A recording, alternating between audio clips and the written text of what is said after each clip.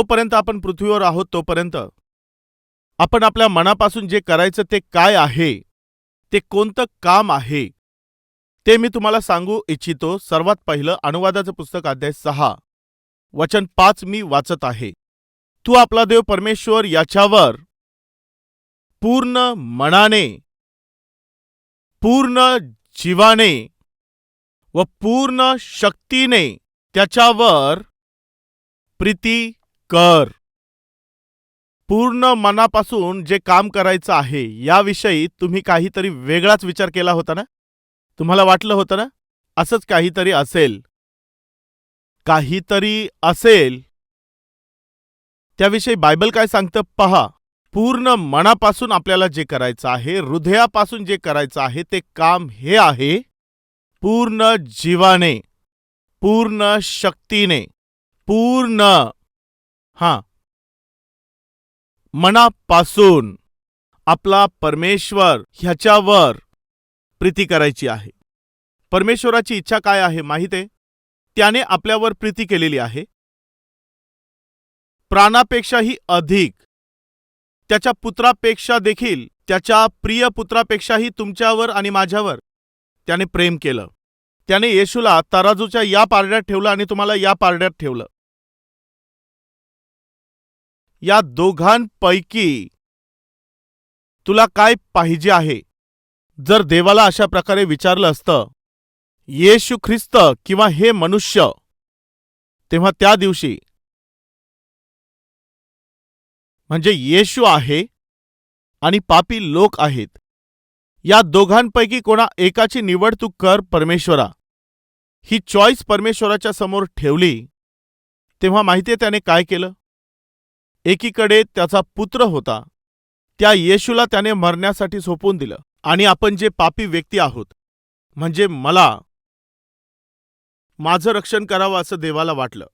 याचा अर्थ माहीत आहे किती व्हॅल्युएबल आहे हे सांगायचं तर प्रत्यक्षात परमेश्वराने त्याच्या पुत्रालाच या जगामध्ये पाठवून मला विकत घेण्यासाठी, माझ्याकरिता मोल देण्यासाठी त्याने त्या येशूला या जगात पाठवून दिलं.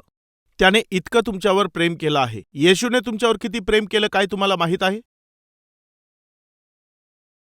आपल्या शरीरामध्ये जितकंही रक्त असतं त्याचा शेवटचा थेंबही निघून जाईपर्यंत, त्याच्या रक्ताचा शेवटचा थेंब पडेपर्यंत त्याने तुमच्यावर प्रेम केलं. मरणासाठी तो तयार झाला, परंतु तुम्ही मरावं असं त्याला वाटलं नाही. स्वतः फटके सहन करण्याचा निर्णय त्याने घेतला, परंतु तुम्हाला फटके मिळावे असं त्याला वाटलं नाही. स्वतःवर थुंकलेलं त्याने पसंत केलं, परंतु कोणीतरी तुमच्यावर थुंकलेलं त्याला पसंत पडलं नसतं. स्वतःच्या डोक्यात काट्याचा मुकुट घालण्याची त्याने निवड केली, परंतु तुमच्या डोक्याला काही त्रास व्हावा हे त्याला वाटलं नाही. त्या वधस्तंभावरती मरण पत्करण्याची त्याने निवड केली, परंतु तुम्हाला मरण येऊ नये हे त्याने पाहिलं. इतकी त्याने तुमच्यावरती प्रीती केली. बायबल काय सांगतं तुम्हाला माहित आहे? परमेश्वराने जगावरती प्रीती केली असं बायबलमध्ये लिहिलेलं नाही, तर देवाने जगावरती एवढी, किती तुम्हीच सांगा, किती? जोरात बोला, किती? अजून जोरात. समजलं?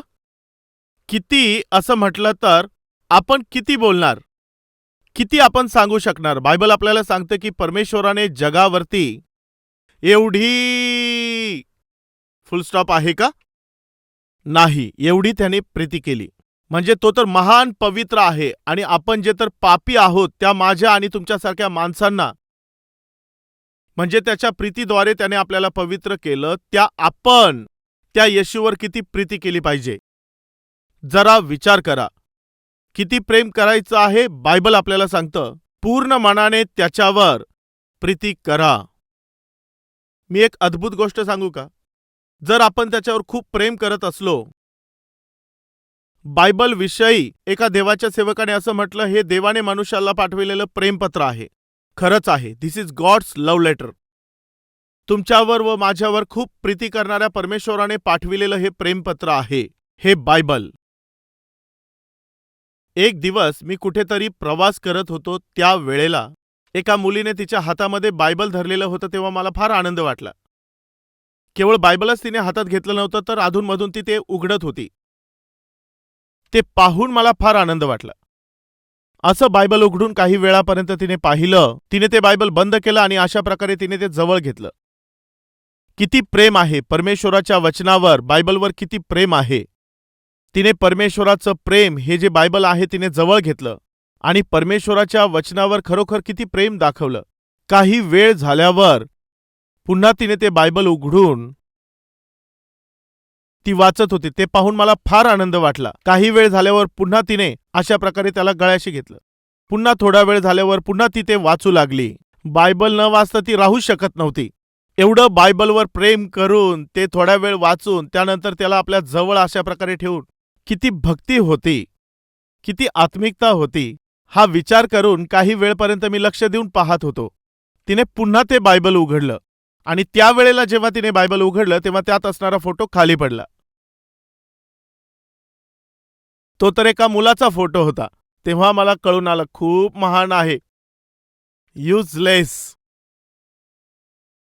तिने त्याचा फोटो त्या बायबलमध्ये ठेवून त्याला पाहत होती, बायबलला नाही, त्या फालतू मुलाकडे.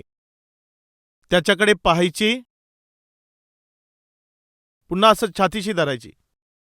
थोड्या वेळाने पुन्हा बायबल उघडायची, पुन्हा त्या फालतू मुलाचा चेहरा पाहायची. काय म्हणायचं तिला जरा सांगा. त्याचा फोटो तिने बायबलमध्ये लपवून ठेवला होता. बरेचशा लोकांसाठी बायबल तर व्हॅल्यूलेस झालेलं आहे. मला असं सांगायचं आहे की ती मुलगी त्या मुलावर फार प्रेम करत होती, यामुळे त्याचा फोटो ती सारखा पाहत होती. बॉयफ्रेंड असेल किंवा मग गर्लफ्रेंड असू शकतात. त्यांनी चांगल्या प्रकारे एक मेसेज टाईप करून मेसेज पाठवला, एखादा व्हॉट्सअप पाठवला, टेक्स्ट पाठवलं किंवा ग्रीटिंग पाठवलेलं असेल किंवा त्यांनी एखाद्या कागदावर लिहून पाठवलेलं असेल, तर त्याच्यावर ते किती प्रेम करत असतात. असू शकतं एखाद्याने लेटर लिहिलेलं असेल, तर ते लेटर काय करतात, ते 10 वेळा वाचत असतात. विसरतात म्हणून का? का ते सारखं ते लेटर वाचत असतात? विसरलेले असतात यामुळे का? तर मग अशा प्रकारे का ते सारखं वाचत असतात? ज्या व्यक्तीने ते लेटर लिहिलेलं असतं त्याच्यावरती त्यांचं एवढं प्रेम आहे, ते त्यांना सारखं ते वाचण्याकरिता उत्साहित करत असतं. जर हे वास्तविक आहे, तर परमेश्वराने तुमच्यासाठी आणि माझ्यासाठी लिहिलेलं हे प्रेमपत्र ते आपण कसं वाचतो? किती वेळा तुम्ही हे वाचत असता? जरा विचार करून पहा. जॉर्ज म्युलर, परमेश्वराचे सेवक, प्रत्येक 15 मिनिटांनी ते एकदा बायबल उघडत असायचे. Every 15 minutes he would open his Bible and then study. प्रत्येक 15 मिनिटांनी ते बायबल उघडायचे आणि त्याचं अध्ययन करायचे आणि पुन्हा ते आपल्या कामामध्ये लागायचे आणि पुन्हा 15 मिनिट झाल्यावर बायबल उघडून पाहत असायचे. आणि यामुळेच त्यांना कोणत्या नावाची उपमा देण्यात आली होती? विश्वासाचे वीर. काय संबोधायचे? विश्वासाचा योद्धा. देवाच्या वचनावरती त्यांचं एवढं प्रेम होतं की प्रत्येक 15 मिनिटांनी ते बायबल उघडत असायचे आणि ते बायबल वाचल्यामुळे त्यांचा जो विश्वास होता तो दिवसेंदिवस वाढत गेला, खूप वाढत गेला. यामुळेच त्यांना विश्वासाचे योद्धा असं संबोधण्यात येतं. परंतु आजकालच्या दिवसांमध्ये अशी गोष्ट झाली की प्रत्येक 15 मिनिटांनी आजचे लोक आपला सेलफोन पाहत असतात. प्रत्येक 15 मिनिटांनी नकळतरित्या देखील तुमचा हात पॉकेटमध्ये जात असतो. हे काय आहे की प्रत्येक 15 मिनिटांनी फोन पाहायचाच असतो, फोन चेक करावाच लागतो, मेसेजेस पाहायचेच असतात. हे सर्व मेसेजेस कुठून येत असतात? तुम्हाला एवढे मेसेजेस कोण पाठवत असतं? तुमचे मित्र कसे आहेत? ते जर दारुडे आहेत, तुमचे जर सर्व मित्र दारुडे असतील आणि असे सर्व दारुडे मित्र तुम्हाला तुझ्या कुटुंबाची काळजी घेत जा, मुलांची काळजी घेत जा अशा प्रकारचे मेसेज पाठवतात का? किंवा तुम्हाला चांगल्या प्रकारची माहिती अशा प्रकारे पाठवतात का?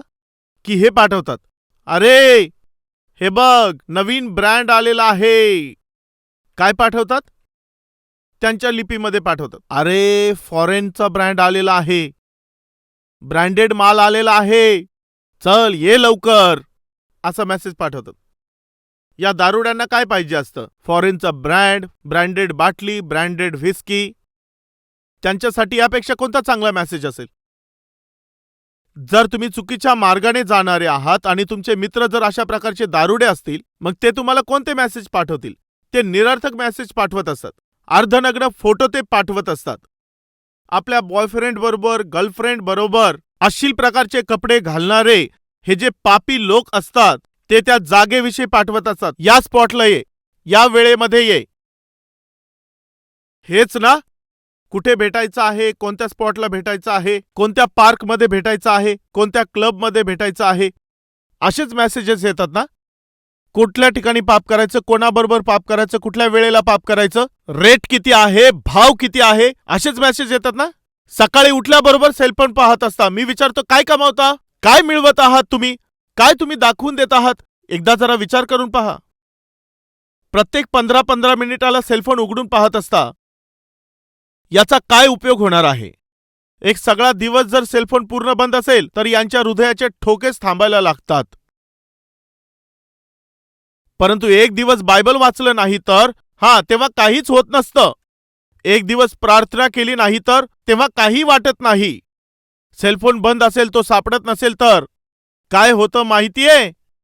पती कुठे हे विसरतात, पत्नीला विसरून जातात, मुलं कुठे आहेत हे विसरतात, हे सगळं विसरून जातात. सेलफोन कुठे, सेलफोन कुठे असं विचारत असत. मोबाईल दिसत नाही, मोबाईल दिसत नाही, मोबाईल दिसत नाहीत शोधत असतात. कित्येक वेळेला मुलं दिसत नाहीत तेव्हा काहीच समस्या नसते. पुस्तकं सापडत नाहीत तेव्हा त्याची गरज वाटत नाही. पती वेळेवर घरी आलेला नाही याची चिंता नाही, सेलफोनला लागलेत. वाईट गोष्ट आहे. तुम्ही जर देवावर प्रीती करणारे असाल तर परमेश्वराच्या वचनावर देखील तुम्ही प्रेम कराल. प्रेम करणारा व्यक्ती त्याचं ऐकत असतो. त्याच्यावर प्रेम करणारा त्याच्या मागे चालत असतो. जॉर्ज म्युलर प्रत्येक 15 मिनिटांनी बायबल वाचत असायचे. आजकालच्या दिवसात लोक बायबल उघडत देखील नाहीत. सावध व्हा अशा भावांनो, सावध व्हा बहिणींनो. जर पाणी तुम्ही पिले नाही तर तुमची तब्येत खराब होत असते. जर तुम्ही वचन वाचलं नाही तर तुमची आत्मिकता पतन पावत असते. सावध रहा. जॉर्ज म्युलर यांनी काय मिळवलं? प्रत्येक 15 मिनिटांनी बायबल वाचल्यानंतर त्यांना काय प्राप्त झालं, काय याविषयी तुम्हाला माहीत आहे का? विश्वासामध्ये कसं जगायचं आहे हे सत्य त्यांना समजून आलं. 1 नाही, 2 नाही, 3 नाही, 4 नाही किंवा 10 नाही, मिनिमम 10,000 पर्यंत अनाथ अशा मुलांना एका वडिलांप्रमाणे ते सांभाळू शकले. 10,000 अनाथ लेकरांना सकाळचा नाश्ता, दुपारचं जेवण, रात्रीचं जेवण ते देऊ शकले. त्यांना ते चांगल्या प्रकारे शिकवू शकले. आत्मिकतेमध्ये चांगला माणूस त्यांना बनवू शकले. आजकालचे जे आई वडील आहे त्यांच्या 1, 2 किंवा 3 लेकरांना आणून म्हणतात, ब्रदर प्लीज यांच्यासाठी प्रार्थना करा. कशासाठी प्रार्थना करायची? तुम्हाला आमच्या लेकरांसारखे तरी दिसतात का हे? ब्रदर, हे मुलं नाहीत, वादळं आहेत. वादळच वादळाला जन्म देत असतं. खरं आहे ना? एकाला सांभाळणं होत नाही, दोघांना सांभाळता येत नाही, 3 असतील तर तिघांना सांभाळणं जमत नाही. आता तर हे खूपच कठीण होत चाललेलं आहे. पण 10,000 लेकरांना त्यांनी कसं सांभाळलं असेल? विश्वासाचे ते वीर होते म्हणून. आज एका लेकराचं संगोपन कठीण होत आहे, दोघांना सांभाळणं कठीण होत आहे, 3 लेकरांना आत्मिकतेमध्ये वाढवणं कठीण जात आहे. त्यांनी 10,000 लेकरांना कसं सांभाळलं असेल? आणि ते मुलं तर अनाथ लेकरं होते, कसं त्यांना सांभाळलं असेल? त्यांना नवीन जीवन देणारे हे देवाचे सेवक विश्वासाचे योद्धे होते. आणि त्यांच्यातील विश्वासाचं कारण बायबल होतं. एक दिवस असं झालं की कुठल्या तरी दुसऱ्या ठिकाणी त्यांना वचनाचा प्रचार करण्यासाठी ते जहाजाने चाललेले होते. ज्या जहाजाने ते चालले होते त्या जहाजातील खोलीमध्ये तिथे ते प्रार्थना करत होते. प्रार्थनेनंतर खिडकीतून जेव्हा बाहेर पाहिलं तेव्हा ते जहाज पुढे जात नव्हतं. मग ते खोलीतून बाहेर आले आणि कॅप्टनला विचारलं की जहाज पुढे जात नाही, हे एका ठिकाणी का थांबलेलं आहे? त्यांनी विचारलं तेव्हा ते कॅप्टन बोलले, म्युलर, आपलं जहाज पुढे जाऊ शकणार नाही. का? काय झालं? तुम्ही पाहत आहात ना, या ठिकाणी पहा, चहूबाजूला बर्फ साचलेला आहे. समुद्रामध्ये पूर्णपणे बर्फ झालेला आहे. आणि हा जो बर्फ जमलेला आहे तो खूप जाड आहे. हा जो बर्फ इथे जमलेला आहे तो जर विरघळायचा असेल तर कमीत कमी 2 किंवा 3 दिवस लागतील. 2 किंवा 3 दिवस लागू शकतात. तेव्हा जॉर्ज म्युलर असं बोलले, आज संध्याकाळी तर मला एका ठिकाणी जाऊन वचनाचा प्रचार करायचा आहे आणि तुम्ही तर सांगताय की बर्फ साचलेला आहे, यामुळे 2 ते 3 दिवस लागतील. हो. काय संध्याकाळी तिथपर्यंत पोहोचून तुम्हाला त्या ठिकाणी वचनाचा प्रचार करायचा आहे? हो. यामुळेच मी चाललो होतो. आता जमणार नाही. तिथे जाऊन सेवा करण्याचा, वचनाचा प्रचार करण्याचा विचार आता तुम्ही विसरून जा. आता हे शक्य नाही. हा एवढा जाड बर्फ जो इतका जमलेला आहे, याचं विरघळणं आणि तेही संध्याकाळपर्यंत विरघळणं तर अशक्यच आहे. तुम्ही आता ते विसरा. कमीत कमी 2 ते 3 दिवस हा बर्फ वितळायला लागतील, कारण हा जो बर्फ आहे तो इतका जमलेला आहे. जॉर्ज म्युलर त्यांना म्हटले की तुम्ही म्हणत आहात की अशक्य आहे, परंतु ज्या देवाची मी सेवा करतो त्याच्यासाठी हे अशक्य नाही. तेव्हा त्या कॅप्टनने विचार केला की हा माणूस जरा वेडा वाटत आहे. कदाचित यांनी पूर्वी कधी समुद्राचा प्रवास केला नसेल. सगळीकडे बर्फ साचलेला आहे आणि एवढ्या बर्फामध्ये हे जहाज अडकलेलं आहे आणि संध्याकाळी तिथे जाऊन वचनाचा प्रचार करतील असं हे बोलत आहेत. अशक्य आहे. तेव्हा म्युलर यांनी त्या खोलीत जाऊन तिथे प्रार्थना केली, परमेश्वरा, संध्याकाळी मला त्या ठिकाणामध्ये पोहोचून वचन सांगायचं आहे, तूच मला पाठवलेलं आहेस. पण तो कॅप्टन सांगत आहे की हे अशक्य आहे. आज संध्याकाळी मी तिथे पोहोचून त्यांना वचन सांगेल अशा प्रकारे तयारी करून मी निघालो आहे. पण ते सांगत आहेत की आता अशक्य आहे. परंतु परमेश्वरा, तुझ्यासाठी हे शक्य आहे. आणि तेवढ्यातच तो कॅप्टन आला आणि त्यांचा तो दरवाजा अशा प्रकारे तो खटखटवू लागला. काय झालं असं विचारण्यासाठी जॉर्ज म्युलर यांनी दरवाजा उघडला. तेव्हा तो कॅप्टन बोलू लागला, ज्या परमेश्वराची तुम्ही सेवा करता तो परमेश्वर साधारण नाही. जॉर्ज म्युलर, ज्या जिवंत परमेश्वराची तुम्ही सेवा करत आहात, ज्या प्रभू येशू ख्रिस्ताची सेवा तुम्ही करत आहात, त्याच्यामुळेच हे शक्य झालं आहे. काय झालं सांगा, काय झालं, काय म्हणता?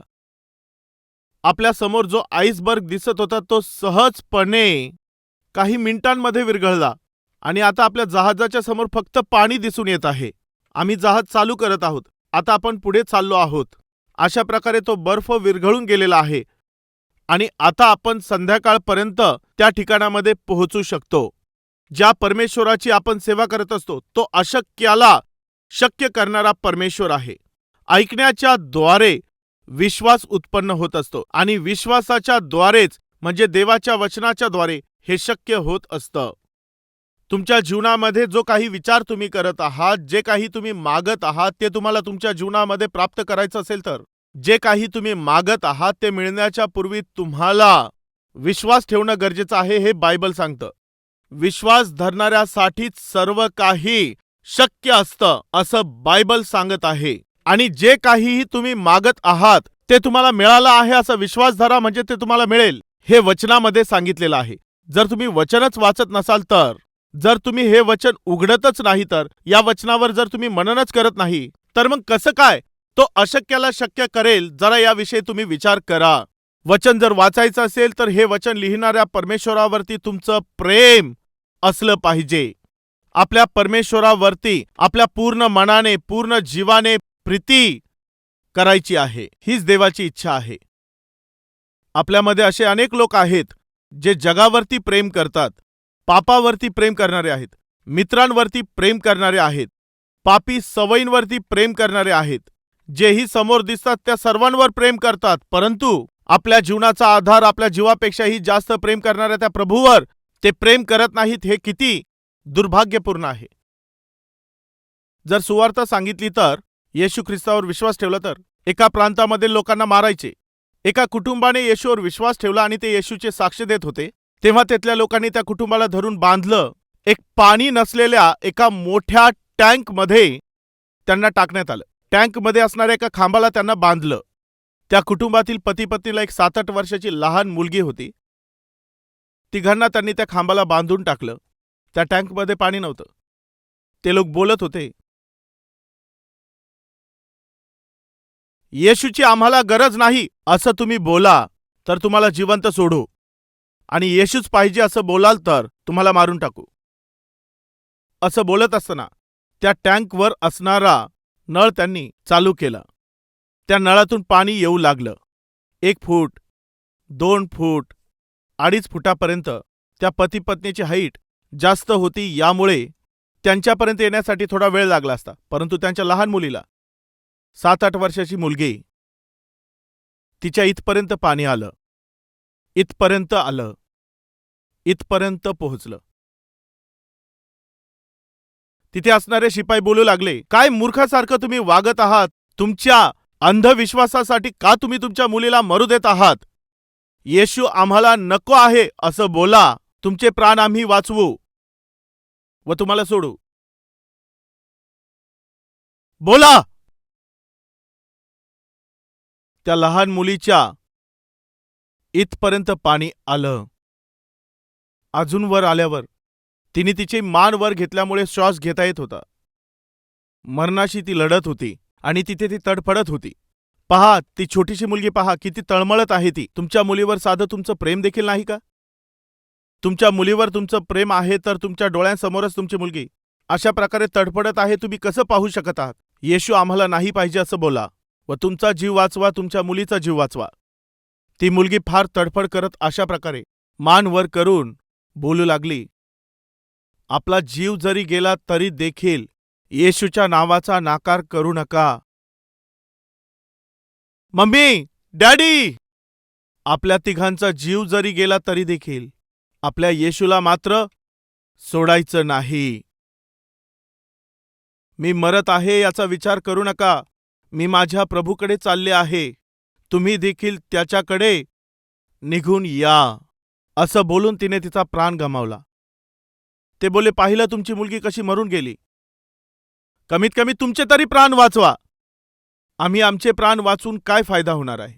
आमची मुलगी जिथे गेली आहे त्या ठिकाणी आम्ही देखील जाणार. आमच्या प्रभू येशू ख्रिस्ताकडे आम्ही जाऊ. कशासाठी?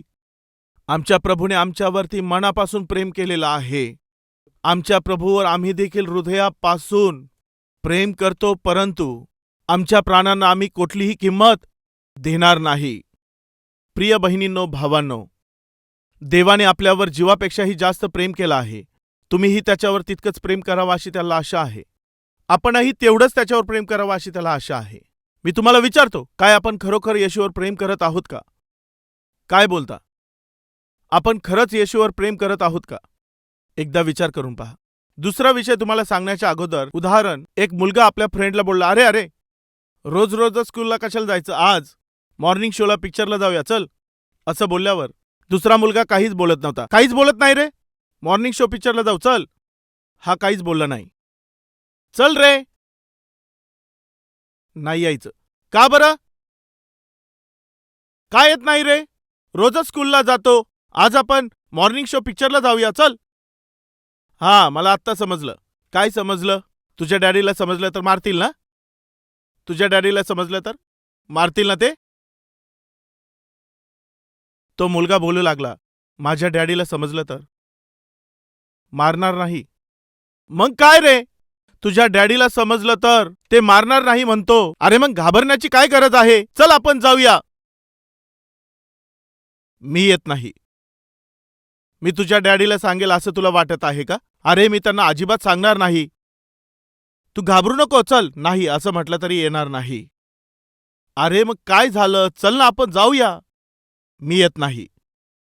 का? का बरं? तेव्हा तो मुलगा बोलू लागला, माझे डॅडी मला फार आवडतात रे. माझे डॅडी मला फार आवडतात. एवढंच नाही, माझ्या डॅडींना देखील मी खूप आवडतो. ओके, ठीक आहे, तुला तुझे डॅडी आवडतात, डॅडीला तू आवडतोस, त्याच्यामध्ये पिक्चरला नाही येण्यासारखं काय कारण आहे? मी नाही येत. अरे का बरं? माझ्या डॅडीला कुठून ना कुठून समजतं अरे मी पिक्चरला गेलो होतो म्हणून. तूच बोलतो ना तुझे डॅडी तुला मारणार नाही पिक्चरला गेला तरी. हा खरं आहे, माझे डॅडी मला मारत नाहीत. मग तू कशाला घाबरत आहे? मी घाबरत नाही रे, परंतु मला दुःख वाटतं रे. का बरं दुःख वाटतं? का बरं दुःख वाटतं माहितीये? मी पिक्चरला गेलेलो आहे हे त्यांना समजलं तर माझ्यावर प्रेम करणारे माझे वडील मला मारणार नाही, परंतु त्यांना फार वाईट वाटेल. काय होईल? ते फार दुःखी होतात. माझा मुलगा, माझ्या जीवापेक्षा जास्त असणारा माझा मुलगा, माझ्या शब्दाला किंमत न देता, मला न सांगता तो पिक्चरला निघून गेला आहे. याने माझे डॅडी फार दुःखी होतात. मला मारलं तर मला दुःख वाटत नाही, परंतु माझ्या वडिलांना मी दुःख देणार नाही. कशामुळे? कारण माझे वडील मला फार प्रिय आहेत. प्रिय बहिणींनो, भावांनो, तो मुलगा का त्याच्या वडिलाला दुःखी करू इच्छित नव्हता माहितीये? माझे डॅडी मला फार प्रिय आहेत. माझे डॅडी मला फार प्रिय आहेत, यामुळे माझ्या डॅडीला दुःख होईल असं कोणतंही काम मी करणार नाही. आज आमच्यामध्ये अनेकशे लोक देवाला दुःखी करीत आहेत. लबाडी करण्याच्या द्वारे देवाला दुःख देत आहेत. वाईट बोलून आपण परमेश्वराला दुःखी करत आहोत. इतरांचा द्वेष करण्याद्वारे तुम्ही देवाला दुःख देत आहात. शिव्या दिल्याने परमेश्वराला आपण दुःखी करत आहोत. आपल्या मुलांकडे लक्ष न देण्याच्या द्वारे आपण देवाला दुःखी करत आहोत. पतीशी भांडत असल्यामुळे, पत्नीबरोबर भांडत असल्याने देवाला दुःखी करत आहोत. कुटुंबातल्या जबाबदाऱ्यांकडे लक्ष न देण्याद्वारे, घरातील काम, स्वयंपाकाचं काम न केल्याद्वारे देवाला आपण दुःख देत आहोत. एक पती म्हणून, वडील म्हणून आपल्या जबाबदाऱ्या पूर्ण न करता, कष्ट न करता, कुटुंबाचं पोषण न केल्याने, मुलांचं शिक्षण न दिल्याने, फीज न भरता आपल्या मनाला वाटेल तसं जगल्यामुळे परमेश्वराला दुःखित करत आहात. वचनावर मनन करत नाहीत, प्रार्थना करत नाहीत, मंदिरामध्ये नियमितपणे येत नाहीत, प्रभूचे साक्षीदार बनून पवित्रपणे जीवन जगत नाहीत, यामुळे परमेश्वराला आपण दुःखी करत आहोत. तो छोटासा मुलगा बोलत आहे, मी माझ्या डॅडीला दुःखी करू शकत नाही. का बरं? माझे डॅडी मला फार प्रिय आहेत, ज्यांच्यावर मी खूप प्रेम करतो. मी कसं दुःखी करू शकतो? मी दुःखी करू शकत नाही. आपल्याला देवाला दुःखी न करता राहायचं असेल तर केवळ एकच मार्ग आहे, माहितीये कोणता? त्या देवावर आपण पूर्ण मनापासून प्रीती करायची आहे. ज्याच्यावर आपण मनापासून प्रीती करत असतो त्याला दुःखी करण्याचं धाडस आपण करत नाही. कोणी काही आपल्याला बोललं तर आपण सहन करतो, परंतु ज्याच्यावर आपण प्रेम करतो त्याच्याविषयी कोणी काही बोललं तर ते आपण सहन करत नाही. माशी देखील बसू देत नाही. मी विचारतो, आपल्यापैकी किती लोक देवावर मनापासून प्रेम करणारे आहेत?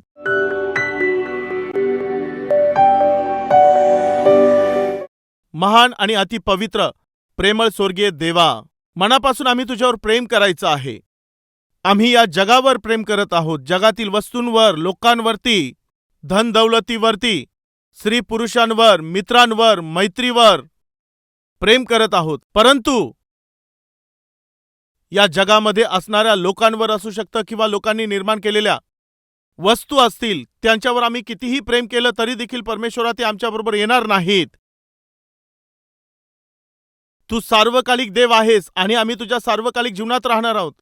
त्या तुझ्यावर आम्ही प्रेम करावं. तुझ्यावर प्रेम करण्याचं मन आम्हाला तू दे.